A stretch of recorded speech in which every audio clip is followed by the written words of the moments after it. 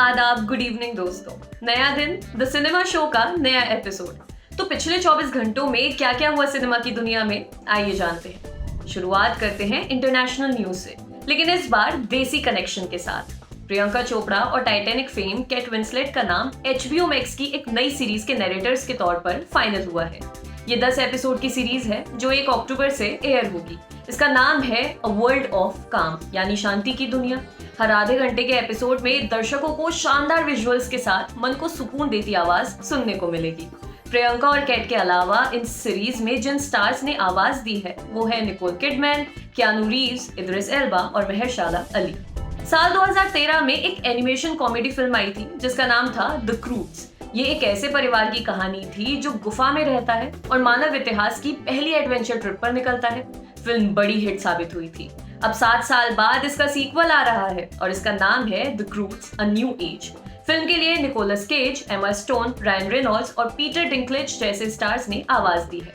Film 25 नवंबर को release होगी। गुलशन देवैया और सागरिका घाटगे की एक फिल्म आ रही है, नाम है फुट फेरी।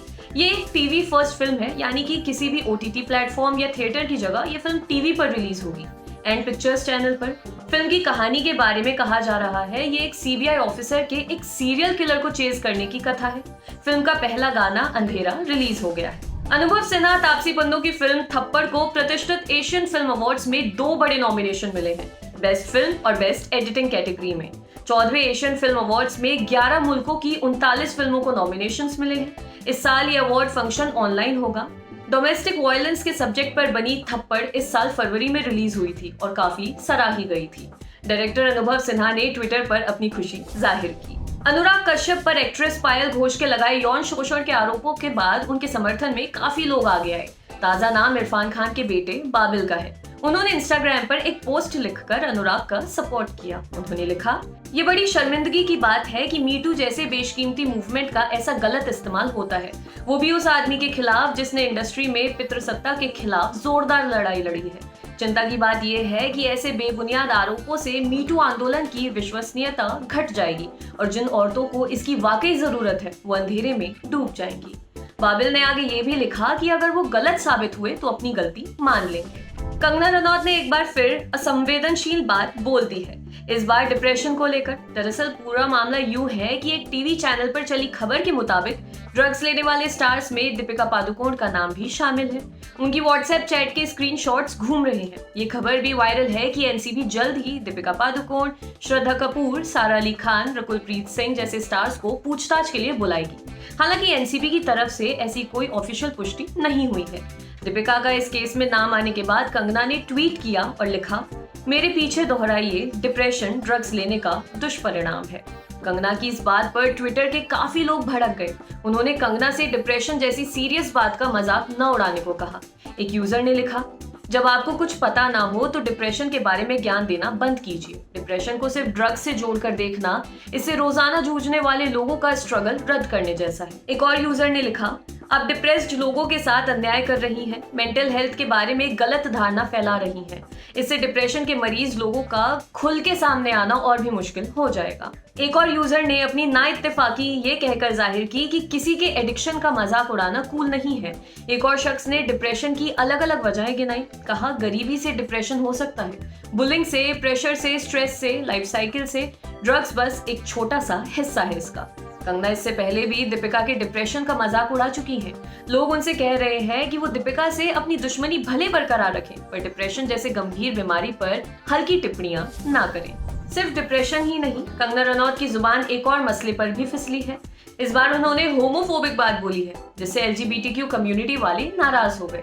हुआ यूं कि एक यूजर ने कंगना से पूछा था कि उन्होंने अब क्यों बोलना शुरू किया है, पहले क्यों नहीं बोली। जवाब में कंगना ने उस शख्स को सिसी और हिजड़ा कहा। सिसी शब्द किसी पुरुष को महिला जैसा कहकर अपमानित करने के इरादे से यूज होता है। दूसरा शब्द है हिजड़ा, जो हमारे देश में ट्रांसजेंडर्स का एक समुदाय होता है। कुल मिलाकर किसी पुरुष को अपमानित महसूस करवाने के लिए कंगना कह रही थी कि वो पर्याप्त तौर पर पुरुष नहीं है। कंगना की इस टिप्पणी पर एक ट्विटर यूजर ने आपत्ति जताई। कहा कि उनको होमोफोबिक लैंग्वेज नहीं इस्तेमाल करनी चाहिए। LGBTQ कम्युनिटी पहले से पर्याप्त प्रताड़ित है, ऐसी भाषा का प्रयोग ऑफेंसिव है। जवाब में कंगना ने कहा कि वो होमोसेक्सुअल कम्युनिटी की बहुत बड़ी चीयर लीडर है। सोनू सूद पहले कंगना की फिल्म मणिकर्णिका का हिस्सा थे। बाद में उन्होंने वो फिल्म छोड़ दी थी। अब उन्होंने कारण बताया है। सोनू के मुताबिक उनके 80% सीन काट दिए गए थे। उनको जो नैरेटिव दिया गया था वो फिल्म में था ही नहीं। सोनू ने बताया कि कंगना ने फिल्म डायरेक्ट करने की इच्छा जताई थी। इस पर सोनू का जवाब था कि हमें ओरिजिनल डायरेक्टर को सेट पर वापस लाने की जरूरत है, क्योंकि उसने फिल्म के लिए कड़ी मेहनत की है। लेकिन कंगना ने इनकार कर दिया और कहा कि वह पूरी फिल्म डायरेक्ट करेंगी। इसके बाद सोनू ने कंगना से फिल्म छोड़ने की बात कही। खबर आई है कि एक्ट्रेस जरीना वहाब मुंबई के लीलावती अस्पताल में भर्ती हैं। वो कोविड-19 से संक्रमित हैं। जब सांस लेने में दिक्कत होने लगी तो उन्हें ऑक्सीजन सपोर्ट पर रखा गया। हालांकि शुक्र है कि उन्हें वेंटिलेटर की जरूरत नहीं पड़ी। जरीना वहाब के कोविड पॉजिटिव होने की खबर को परिवार और दोस्तों तक ही सीमित रखा गया था। उत्तर प्रदेश के मुख्यमंत्री योगी आदित्यनाथ ने ऐलान किया था कि उनकी सरकार नोएडा में देश की सबसे बड़ी और सुंदर फिल्म सिटी बनाने का प्लान कर रही है। टाइम्स ऑफ इंडिया में छपी रिपोर्ट के मुताबिक इसके लिए जगहों की निशानदेही कर ली गई है। सरकार की नजर में 3 जगहें हैं। इनमें से ग्रेटर नोएडा की वो जगह है जहां कभी मुलायम सिंह यादव ने नाइट सफारी प्रस्तावित की थी। बाकी की 2 जगहें सेक्टर 21 में है, जो जेवर में प्रस्तावित एयरपोर्ट से बिल्कुल करीब है। तो ये थी सिनेमा की 10 बड़ी खबरें। और अब अंत में एक्ट्रेस रंजिता का जिक्र। आज उनका जन्मदिन होता है। उन्हें बहुत सारी मुबारकबाद। रंजिता ने फिल्म लैला मजनू से अपना करियर शुरू किया था। उसी के एक गीत से आज शो क्लोज करेंगे। साहिर लुधियानवी लिखते हैं, पत्थरों को भी वफा फूल बना सकती है, ये तमाशा भी सरेआम दिखा सकती है। लो अब पत्थर उठाओ जमाने के खुदाओ, तुम्हें मैं आजमाऊं मुझे तुम आजमाओ। अब दुआ अर्श पे जाती है असर लाने को, कोई पत्थर से न मारे मेरे दीवाने को। आज के शो में बस इतना ही। कल फिर मिलेंगे। टाटा। फेसबुक पर क्या फैला, ट्विटर पर कौन हुआ ट्रोल, यूट्यूब की ट्रेंडिंग से लेकर इंस्टा के सब झोल, सोशल मीडिया की हर उठापटक एक जगह। सोशल लिस्ट सोमवार से शुक्रवार रात 10 बजे दी लल्लन टॉप पर।